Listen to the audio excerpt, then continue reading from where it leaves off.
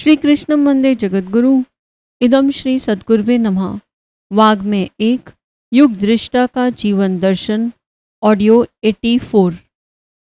पिछले ऑडियो में हमने एक नया अध्याय का शुभारंभ किया और मेरी वसीयत और विरासत के माध्यम से परम पूज्य गुरुदेव के आध्यात्मिक जीवन दर्शन और उनके संन्यास पक्ष की गहन अनुभूतियों को जाना। परम पूज्य गुरुदेव ने अपनी पुस्तक वसीयत और विरासत और सुनसान के सहचर के माध्यम से अध्यात्म के वास्तविक स्वरूप और ऋषि परंपरा के पुनर्जागरण की चर्चा की है। और मुख्य प्रसंग जो सबसे महत्वपूर्ण बात हमने समझी वो थी 15 वर्ष की आयु में ही उन्हें एक दिव्य प्रकाश पुंज अर्थात दादा गुरुदेव के दर्शन हुए, गुरु सत्ता से मिलन हुआ, जहां उन्हें अपने 3 जन्मों का बोध हुआ। दादा गुरुदेव ने स्पष्ट किया कि सिद्धियां प्रदर्शन के लिए नहीं बल्कि लोक कल्याण के लिए और मानवीय चेतना के परिष्कार के लिए होती हैं। अंततः हम सबको आत्मनिर्माण और युग निर्माण के महान उद्देश्य के प्रति समर्पित होने के लिए परम पूज्य गुरुदेव ने प्रेरित किया और साधना को केवल कर्मकांड न मानकर उसे चिंतन और चरित्र में ढालने की प्रक्रिया बताया गया। और एक दृष्टि से देखा जाए तो गुरुदेव ने हमें दर्शन दिए जैसे कभी दादा गुरुदेव ने गुरुदेव को दिए थे, और हम सबका समर्पण भी अपनी उस समर्थ सत्ता के साथ जुड़ गया। उसी अध्याय को क्रमशः आगे बढ़ाते हुए हम आज पढ़ रहे हैं। समर्पण मैंने उसी दिन दिव्य प्रकाशपुंज देवात्मा को किया और उन्हीं को न केवल मार्गदर्शक वरन भगवान के समतुल्य माना। उस संबंध निर्वाह को प्राय 60 वर्ष होने को आते हैं, बिना कोई तर्क बुद्धि लड़ाए, बिना कुछ ननु नच किए, एक ही इशारे पर एक ही मार्ग पर गतिशीलता होती रही है। संभव है या नहीं, अपने बूते यह हो सकेगा या नहीं, इसके परिणाम क्या होंगे, इन प्रश्नों में से एक भी आज तक मन में नहीं उठा। उस दिन मैंने एक और नई बात समझी कि सिद्ध पुरुषों की अनुकंपा मात्र लोकहित के लिए सत प्रवृत्ति संवर्धन के निमित्त होती है। ना उनका कोई सगा संबंधी होता, ना उदासीन विरोधी। किसी को ख्याति, संपदा या कीर्ति दिलाने के लिए उनकी कृपा नहीं बरसती। विराट ब्रह्मा विश्व मानव ही उनका आराध्य होता है। उसी के निमित्त अपने स्वजनों को वो लगाते हैं। अपनी इस नवोदित मान्यता के पीछे रामकृष्ण विवेकानंद का, समर्थ रामदास शिवाजी का, चाणक्य चंद्रगुप्त का, बुद्ध अशोक का गुरु शिष्य संबंध स्मरण हो गया। जिनकी आत्मीयता में ऐसा कुछ ना हो, केवल सिद्ध चमत्कार, कौतुक, कुतूहल दिखाने या सिखाने का क्रियाकलाप चलता रहा हो, समझना चाहिए कि वहां गुरु और शिष्य की शुद्ध प्रवृत्ति है। जादूगर बाजीगर जैसा कोई खेल खिलवाड़ चल रहा है। गंध बाबा चाहे जिसे सुगंधित फल सुंघा देते थे, बाग बाबा अपनी कुटी में बाघ को बुलाकर बिठा लेते थे, समाधि बाबा कई दिन तक जमीन में गड़े रहते थे, सिद्ध बाबा आगंतुकों की मनोकामना पूरी करते थे। ऐसी ऐसी अनेक जनश्रुतियां भी दिमाग में घूम गईं और समझ में आया कि यदि इन घटनाओं के पीछे मैस्मरिज्म स्तर की जादूगरी थी तो महान कैसे हो सकते हैं। ठंडे प्रदेश में गुफा में रहना जैसी घटनाएं भी कुतूहल वर्धक ही हैं। जो काम साधारण आदमी ना कर सके उसे कोई करामात की तरह कर दिखाए तो इसमें कहने भर की सिद्धाई है। मौन रहना, हाथ पर रखकर भोजन करना, एक हाथ ऊपर रखना, झूले पर पड़े पड़े समय गुजारना जैसे असाधारण करतब दिखाने वाले बाजीगर सिद्ध हो सकते हैं। पर यदि कोई वास्तविक सिद्ध या शिष्य होगा तो उसे पुरातन काल के लोक मंगल के लिए जीवन उत्सर्ग करने वाले ऋषियों के राजमार्ग पर चलना पड़ा होगा। आधुनिक काल में भी विवेकानंद, दयानंद, कबीर, चैतन्य, समर्थ की तरह उसी मार्ग पर चलना पड़ा होगा। भगवान अपना नाम जपने वाले पात्र से प्रसन्न नहीं होते, ना उन्हें पूजा प्रसाद आदि की आवश्यकता है। जो उनके इस विश्व उद्यान को सुरम्य सुविकसित करने में लगते हैं, उन्हीं का नाम जप सार्थक है। ये विचार मेरे मन में उसी वसंत पर्व के दिन दिन भर उठते रहे, क्योंकि उन्होंने स्पष्ट कहा था कि पात्रता में जो कमी है उसे पूरा करने के साथ साथ लोक मंगल का कार्य भी साथ साथ करना है। एक के बाद दूसरा नहीं, दोनों साथ। 24 वर्ष का उपासना क्रम समझाया, गायत्री पुरुष चरणों की श्रृंखला बताई, इसके साथ पालन करने योग्य नियम बताए, साथ ही स्वतंत्रता संग्राम में एक सच्चे स्वयं सेवक की तरह काम करते रहने के लिए कहा। उस दिन उन्होंने हमारा समूचा जीवन क्रम किस प्रकार चलना चाहिए इसका स्वरूप एवं पूरा विवरण बताया। बताया ही नहीं, स्वयं लगाम हाथ में लेकर चलाया भी। चलाया ही नहीं, हर प्रयास को सफल भी बनाया। उस दिन हमने सच्चे मन से उन्हें समर्पण किया। वाणी ने नहीं, आत्मा ने कहा, जो कुछ पास में है आपके निमित्त ही अर्पण। भगवान को हमने देखा नहीं, पर वह जो कल्याण कर सकता था वह आप कर रहे हैं, इसलिए आप हमारे भगवान हैं। जो आज सारे जीवन का ढांचा आपने बताया है उसमें राई रत्ती प्रमाद ना होगा। उस दिन उन्होंने भावी जीवन संबंधी थोड़ी सी बातें विस्तार से समझाई। एक, गायत्री महाशक्ति के 24 वर्ष में 24 महापुरुष चरण। 2, अखंड घृत दीप की स्थापना। और उस अखंड घृत दीप को आज हम इसे पढ़ रहे हैं तो 100 वर्ष पूरे हुए हैं 2026 में, और हमें ये सौभाग्य मिला है कि हम उस अखंड दीप के दर्शन कर सकें। तो जब कभी समय मिले, मौका मिले तो ऑनलाइन रजिस्ट्रेशन कराकर शांति कुंज अवश्य आइए, समाधि स्थल और अखंड दीप के दर्शन अवश्य कीजिए। और परम पूज्य गुरुदेव से एक पुकार कीजिए कि बस अब आपने हमें ढूंढ लिया है तो हमसे वो जो आपको उचित लगे वो करा लीजिए। गुरुदेव को तीसरा काम जो बताया वो ये था, 24 वर्ष में एवं उसके बाद समय समय पर क्रमबद्ध मार्गदर्शन के लिए 4 बार हिमालय अपने पास बुलाना, प्राय 6 माह से 1 वर्ष तक अपने समीपवर्ती क्षेत्र में ठहराना। इस संदर्भ में और भी विस्तृत विवरण जो उनको बताना था सो बता दिया। विज्ञ पाठकों को इतनी ही जानकारी पर्याप्त है जितना ऊपर उल्लेख है। उनके बताए निर्देशानुसार सारे काम जीवन भर निपटे चले गए एवं वे उपलब्धियां हस्तगत होती रहीं जिन्होंने आज हमें वर्तमान स्थिति में ला बिठाया। और परम पूज्य गुरुदेव की हिमालय यात्रा का विवरण हम पहले के अध्यायों में अच्छे से पढ़ चुके हैं। तो अगर आपने वाग में 20 से शुरू किया है तो सभी से प्रार्थना है डे 1 से शुरू करेंगे तो क्रमबद्ध तरीके से इसे आत्मसात कर पाएंगे। आगे अगले हेडिंग में हम पढ़ने जा रहे हैं, समर्थ गुरु की प्राप्ति एक अनुपम सुयोग। रामकृष्ण विवेकानंद को ढूंढते हुए उनके घर गए थे। शिवाजी को समर्थ गुरु रामदास ने खोजा था। चाणक्य चंद्रगुप्त को पकड़कर लाए थे। गोखले गांधी पर सवार हुए थे। हमारे संबंध में भी यही बात है। मार्गदर्शक सूक्ष्म शरीर से 15 वर्ष की आयु में घर आए थे और आस्था जगाकर उन्होंने दिशा विशेष पर लगाया था। सोचता हूँ कि जब असंख्यों सद्गुरु की तलाश में फिरते और धूर्तों से सिर मुड़ाने के उपरांत खाली हाथ वापस लौटते हैं, तब अपनी ही विशेषता थी जिसके कारण एक दिव्य शक्ति को बिना बुलाए स्वेच्छापूर्वक घर आना और अनुग्रह बरसाना पड़ा। इसका उत्तर एक ही हो सकता है, जन्म जन्मांतर से पात्रता के अर्जन का प्रयास। यह प्राय जल्दी नहीं हो पाता। इसके लिए व्रतशील होकर लंबे समय तक कुसंस्कारों के विरुद्ध लड़ना होता है। संकल्प, धैर्य और श्रद्धा का त्रिविध सुयोग अपनाए रहने पर मनोभूमि ऐसी बनती है कि अध्यात्म के दिव्य अवतरण को धारण कर सके। यह पात्रता ही शिष्यत्व है जिसकी पूर्ति कहीं से भी हो जाती है। समय पात्रता विकसित करने में लगता है, गुरु मिलने में नहीं। एकलव्य के मिट्टी के द्रोणाचार्य असली की तुलना में कई अधिक कारगर सिद्ध होने लगे थे। कबीर को अछूत होने के कारण जब रामानंद ने दीक्षा देने से इनकार कर दिया तो उन्होंने एक युक्ति निकाली। काशी घाट पर जिन सीढ़ियों पर रामानंद नित्य स्नान करने के लिए जाया करते थे, उन पर भोर होने से पूर्व ही कबीर जा लेटे। रामानंद अंधेरे में निकले तो उनका पैर लड़के के सीने पर पड़ा। चौंके, राम नाम कहते हुए पीछे हट गए। कबीर ने इसी को दीक्षा संस्कार मान लिया और राम नाम को मंत्र तथा रामानंद को गुरु कहकर पुकारने लगे। यह श्रद्धा का विषय है।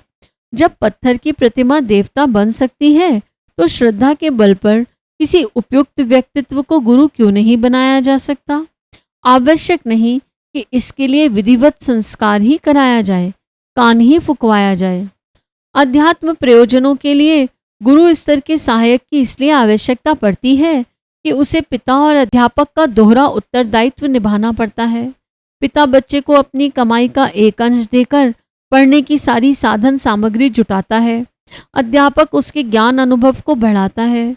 दोनों के सहयोग से ही बच्चे का निर्वाह और शिक्षण चलता है। भौतिक निर्वाह की आवश्यकता तो पिता भी पूरी कर देता है, पर आत्मिक क्षेत्र में प्रगति के लिए जिन वस्तुओं की आवश्यकता है उसमें मनःस्थिति के अनुरूप मार्गदर्शन करने तथा सौंपे हुए कार्य को कर सकने के लिए आवश्यक सामर्थ्य गुरु अपने संचित तप भंडार में से निकालकर हस्तांतरित करता है। इसके बिना अनाथ बालक की तरह शिष्य एकाकी पुरुषार्थ के बलबूते उतना नहीं कर सकता जितना कि करना चाहिए। इसी कारण गुरु बिन हुई न ज्ञान की उक्ति अध्यात्म क्षेत्र में विशेष रूप से प्रयुक्त होती है। दूसरे लोग गुरु को तलाशते फिरते हैं, पर सुयोग्य तक जा पहुंचने पर भी निराश होते हैं। स्वाभाविक है, इतना घोर परिश्रम और कष्ट सहकर की गई कमाई ऐसे ही कुपात्र और विलास संग्रह, अहंकार, अपव्यय के लिए हस्तांतरित नहीं की जा सकती। देने वाले में इतनी बुद्धि भी होती है कि लेने वाले की प्रामाणिकता किस स्तर की है तथा जो दिया जा रहा है उसका उपयोग किस कार्य में होगा। जो लोग इस कसौटी पर खोटे उतरते हैं उनकी दाल नहीं गलती। इन्हें वही लोग मूटते हैं जिनके पास देने को कुछ नहीं, मात्र शिकार फंसाकर शिष्य से जिस तिस बहाने दान दक्षिणा मूड़ते रहते हैं। प्रसन्नता की बात है कि इस विडंबना भरे प्रचलित कुचक्र में हमें नहीं फंसना पड़ा। हिमालय की एक सत्ता अनायास ही घर बैठे मार्गदर्शन के लिए आ गई और हमारा जीवन धन्य हो गया। हमें इतने समर्थ गुरु अनायास ही कैसे मिले? इस प्रश्न का एक ही समाधान निकलता है। इसके लिए लंबे समय से जन्म जन्मांतरों में पात्रता अर्जन की धैर्यपूर्वक तैयारी की गई, उतावली नहीं बरती गई। बातों में फंसकर किसी गुरु की जेब काट लेने जैसी उस्तादी नहीं बरती गई, वरन यह प्रतीक्षा की गई कि अपने को किसी पवित्र सरिता में मिलाकर अपनी हस्ती का उसी में समापन किया जाए। किसी भौतिक प्रयोजन के लिए इस सुयोग की ताक झांक नहीं की जाए, वरन बार बार यही सोचा जाता रहे कि जीवन संपदा की श्रद्धांजलि किसी देवता के चरणों में समर्पित करके धन्य बना जाए। दयानंद ने गुरु विरजानंद के इच्छा अनुरूप अपने जीवन का उत्सर्ग किया था। विवेकानंद ने अपनी सभी इच्छाएं समाप्त करके गुरु को संतुष्ट करने वाले कष्ट साध्य कार्य में स्वयं को प्रवृत्त किया। इसी में सच्ची गुरु भक्ति और गुरु दक्षिणा है। हनुमान ने राम को अपना समर्पण कर प्रत्यक्षतः तो सब कुछ खोया ही था, पर परोक्षतः वे संत तुल्य ही बन गए थे और वह कार्य करने लगे थे जो राम के ही बलबूते के थे। समुद्र छलांगना, पर्वत उखाड़ना, लंका जलाना बेचारे हनुमान नहीं कर सकते थे। वे तो अपने स्वामी सुग्रीव को बाली के अत्याचार तक से छुड़ाने में समर्थ नहीं हो सके थे। समर्पण ही था जिसने एकात्मा उत्पन्न कर दी। गंदी नाली में थोड़ा गंगा जल गिर पड़े तो वह गंदगी बन जाएगा, किंतु यदि बहती हुई गंगा में थोड़ी गंदगी जा भी मिले तो फिर उसका अस्तित्व ही समाप्त हो जाएगा। जो बचेगा मात्र गंगा जल ही होगा। जो स्वयं समर्थ नहीं है वे भी समर्थों के प्रति समर्पित होकर उन्हीं के समतुल्य बन गए हैं। ईंधन जब आग से लिपट जाता है तो फिर उसकी हेय स्थिति नहीं रहती, वरन अग्नि के समान प्रखरता आ जाती है। वह तद अनुरूप हो जाता है। श्रद्धा का केंद्र भगवान है और प्राप्त भी उसी को करना पड़ता है, पर उस अदृश्य के साथ संबंध जोड़ने के लिए किसी दृश्य प्रतीक का सहारा लेना आवश्यक होता है। इस कार्य को देव प्रतिमाओं के सहारे भी संपन्न किया जा सकता है और देहधारी गुरु यदि इस स्तर का हो तो उस आवश्यकता की पूर्ति करा सकता है। हमारे ये मनोरथ अनायास ही पूरे हो गए। अनायास इसलिए कि उसके लिए पिछले जन्मों से पात्रता उत्पन्न करने की पृथक साधना आरंभ कर दी गई थी। कुंडलिनी जागरण, ईश्वर दर्शन, स्वर्ग मुक्ति तो बहुत पीछे की वस्तु है। सबसे प्रथम दैवी अनुदानों को पा सकने की क्षमता अर्जित करनी पड़ती है। अन्यथा जो वजन ना उठा सके, जो भोजन ना पच सके, वह उल्टे और भी बड़ी विपत्ति खड़ी करता है। प्रथम मिलन के दिन समर्पण संपन्न हुआ और उसके सच्चे झूठे होने की परीक्षा भी तत्काल ही चल पड़ी। दो बातें विशेष रूप से कही गई।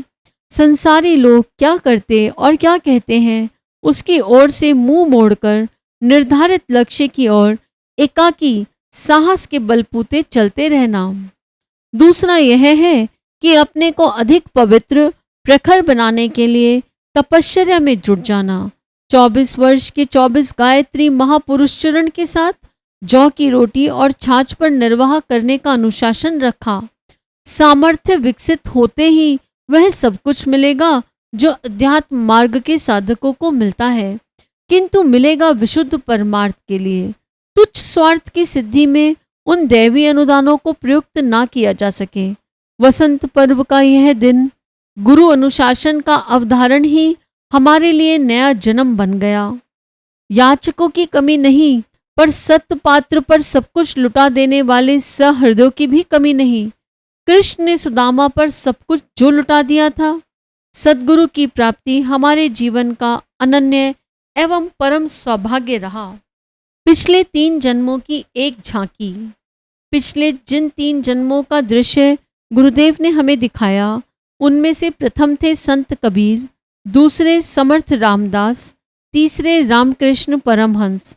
इन तीनों का कार्यकाल इस प्रकार रहा। संत कबीर 1398 से 1518 तक, समर्थ रामदास 1608 से 1681 तक, श्री रामकृष्ण परमहंस सन 1836 से 1887 तक। ये तीनों ही भारत के संत सुधारक परंपरा के उज्जवल नक्षत्र रहे। इनके शरीरों द्वारा ऐसे महत्वपूर्ण कार्य संपन्न हुए जिससे देश, धर्म, समाज और संस्कृति का महान कल्याण हुआ। भगवान के भक्त तीनों ही थे। इसके बिना आत्मबल की समर्थता और कषाय कल्मशों का निराकरण कठिन है, किंतु साथ ही भगवान के विश्व उद्यान को सींचने और समुन्नत सुविकसित करने की प्रक्रिया भी साथ साथ ही चलनी चाहिए। तो इन तीनों के जीवनों में ये परंपराएं भली प्रकार समाहित रहीं। कबीर को एक मुसलमान झुलाई ने तालाब के किनारे पड़ा हुआ पाया था। झुलाई ने उन्हें पाल लिया। वे संत तो आजीवन रहे, पर गुजारे के लिए रोटी अपने पैतृक व्यवसाय से कमाते रहे। अपने बारे में उन्होंने लिखा है, काशी का मैं वासी ब्राह्मण, नाम मेरा परबीना, एक बार हर नाम बिसारा, पकड़ी जुल्हा कीना, वही मेरा कौन बुनेगा ताना। कबीर ने तत्कालीन हिंदू समाज की कुरीतियों और मतांतरों की विग्रह विडंबनाओं को दूर करने के लिए प्राणपण से प्रयत्न किए। उन पर इस्लाम विरोधी होने का इल्जाम लगाया और हाथ पैरों में लोहे की जंजीरें बांधकर नदी में डलवा दिया गया, पर ईश्वर कृपा से जंजीरें टूट गईं और वे जीवित बच गए। कुल वंश को लेकर उन्हें समाज का विग्रह सहना पड़ा, पर वे एकाकी अपने प्रतिपादन पर अड़े रहे। उन दिनों काशी में मृत्यु से स्वर्ग मिलने और मगहर में मरने पर नर्क जाने की मान्यता प्रचलित थी। वे इसका खंडन करने के लिए अंतिम दिनों मगहर ही चले गए और वहीं शरीर छोड़ा। कबीर विवाहित थे। उनकी पत्नी का नाम लोई था। वे आजीवन उनके हर कार्य में उनके साथ रही। जीवन का एक भी दिन उन्होंने ऐसा ना जाने दिया जिसमें भ्रांतियों के निवारण और सत परंपराओं के प्रतिपादन में प्राणपण से प्रयत्न न किया गया हो। विरोधियों में से कोई उन्हें तनिक भी झुका न सका। मरते समय उनकी लाश को हिंदू जलाना चाहते थे और मुसलमान दफनाना। इस बात को लेकर विग्रह खड़ा हो गया। चमत्कार यह हुआ कि कफन के नीचे से लाश गायब हो गई और उसके स्थान पर फूल पड़े मिले। इनमें से आधों को मुसलमानों ने दफनाया और आधों को हिंदुओं ने जलाया था। दोनों ही संप्रदाय वालों ने उनकी स्मृति में भव्य भवन बनाया। कबीर पंथ को मानने वाले लाखों व्यक्ति हिंदुस्तान में आज भी हैं। दूसरे समर्थ रामदास महाराष्ट्र के उच्च स्तरीय संत थे। उन्होंने शिवाजी को स्वतंत्रता की लड़ाई लड़ने के लिए तैयार किया। भवानी से अक्षय पराक्रम वाली तलवार दिलवाई। गांव-गांव घूमकर 700 महावीर मंदिर बनवाए, जिनमें हनुमान जी की प्रतिमा तो थी ही, साथ ही व्यायामशाला और सत्संग प्रक्रिया भी नियमित रूप से चलती थी। इन देवालयों के माध्यम से शिवाजी को सैनिक, शस्त्र और धन मिलता था ताकि स्वतंत्रता संग्राम सफलतापूर्वक चलता रहे। शिवाजी ने स्वतंत्र राज्य की स्थापना की। उसकी गद्दी पर गुरु के खड़ाऊ स्थापित किए और स्वयं प्रबंधक मात्र रहे। शिवाजी द्वारा छेड़ा गया आंदोलन बढ़ता ही गया और अंत में गांधी जी के नेतृत्व में भारत स्वतंत्र होकर रहा।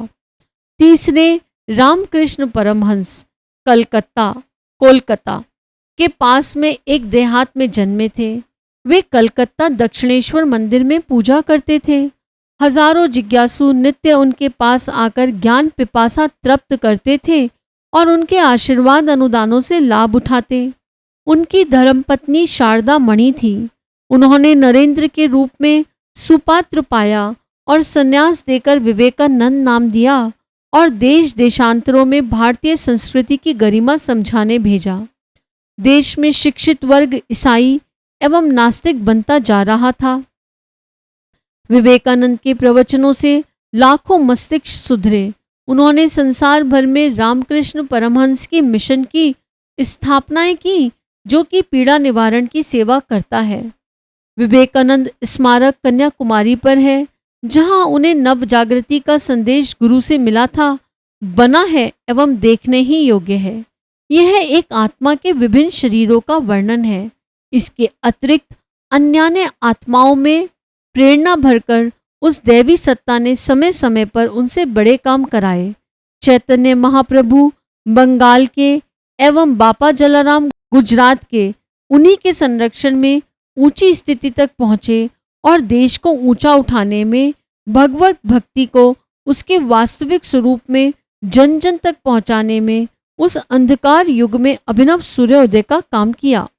ये 3 प्रधान जन्म थे जिनकी जानकारी हमें दी गई। इसके बीच बीच मध्य काल में हमें और भी महत्वपूर्ण जन्म लेने पड़े हैं, पर वे इतने प्रख्यात नहीं हैं जितने उपयुक्त ये तीनों हैं। हमें समग्र जीवन की रूपरेखा इन्हीं में दिखाई गई और बताया गया कि गुरुदेव इन जन्मों में हमें किस प्रकार अपनी सहायता पहुंचाते, ऊंचा उठाते और सफल बनाते रहे। अधिक जानने की अपनी इच्छा नहीं हुई। जब समझ लिया कि इतनी महान आत्मा स्वयं पहुंच कर सत्पात्र आत्माओं को ढूंढती और उनके द्वारा बड़े काम कराती रही है, तो हमारे लिए इस जन्म में भी यही उचित है कि एक का पल्ला पकड़ लें और एक नाव में बैठें और अपनी निष्ठा डगमगाने ना दें। इन 3 महान जन्मों के माध्यम से जो समय बचा, उसे हमें कहाँ और किस रूप में कैसे खर्च करना पड़ा, यह पूछने का अर्थ उन पर अविश्वास व्यक्त करना था, अनेक गवाहियां मांगना था। हमारे संतोष के लिए ये 3 जन्म ही पर्याप्त थे। महान कार्यों का बोझ उत्तरदायित्व संभालने वाले को समय समय पर अनेक प्रकार के असाधारण पराक्रम दिखाने पड़ते हैं। यह हमारे साथ भी घटित होता रहा। दौड़ दौड़ कर गुरुदेव सहायता के लिए पहुंचते रहे। हमारी नन्ही सी सामर्थ्य में अपनी महती सामर्थ्य मिलाते रहे, संकटों से बचाते रहे, लड़खड़ाते पैरों को संभालते रहे। इन 3 जन्मों की घटनाओं से ही पूरी तरह विश्वास हो गया। इसलिए उसी दिन निश्चय कर लिया कि अपना जीवन अब इन्हीं के चरणों में समर्पित रहेगा, इन्हीं के संकेतों पर चलेगा। इस जन्म में उन्होंने हमें धर्मपत्नी समेत पाया और कहा, इस विषम समय में आध्यात्मिक जीवन धर्मपत्नी समेत अधिक अच्छी तरह बिताया जा सकता है। विशेषतः जब तुम्हें आगे चलकर आश्रम बनाकर शिक्षा व्यवस्था बनानी हो। ऋषि व्यवस्था में माता द्वारा भोजन, निवास, स्नेह, दुलार आदि का प्रबंध और पिता द्वारा अनुशासन, अध्यापन, मार्गदर्शन का कार्य चलने में सुविधा रहती है। परम पूज्य गुरुदेव के जीवन को जितना भी पढ़ो उतना अंदर ऐसा लगता है जैसे जगह बनती जा रही है। ऐसा लगता है ऊपर से कुछ दिव्यता अंदर डाल रहे हैं और भीतर से कुछ बाहर निकल रहा है, और गुरुदेव के स्वाध्याय को, उनके जीवन को पढ़ते पढ़ते ही वो पात्रता ऑटोमेटिकली डेवलप हो रही है जिसकी आवश्यकता है। तो हम कुछ करें ना करें, परम पूज्य गुरुदेव की लेखनी से जुड़े रहें, किसी भी तरीके से जुड़े रहें, नियमित जुड़े रहें और उस लेखनी को आत्मसात करते रहें, ग्रहण करते रहें, तो पात्रता भी अपने आप समय के साथ जैसा गुरुदेव चाहेंगे डेवलप हो ही जाएगी। आपका इस बारे में क्या भाव है, हमसे अवश्य साझा कीजिए और परम पूज्य गुरुदेव की इस लेखनी को विश्वव्यापी बनाने में सहायता कीजिए। सभी को प्रणाम। 21वीं सदी उज्जवल भविष्य। भारत माता की जय। वंदे मातरम, वंदे मातरम। वाङ्मय अर्थात साहित्य, शब्द, विचार और भावनाओं का दिव्य संग्रह। युग ऋषि पंडित श्री राम शर्मा आचार्य जी की इस धरोहर को ऑडियो रूप में सुनने के लिए चैनल को लाइक करें, सब्सक्राइब करें और नोटिफिकेशन ऑन करें। गुरुवाणी जन जन तक पहुँचाएं। हृदय से धन्यवाद।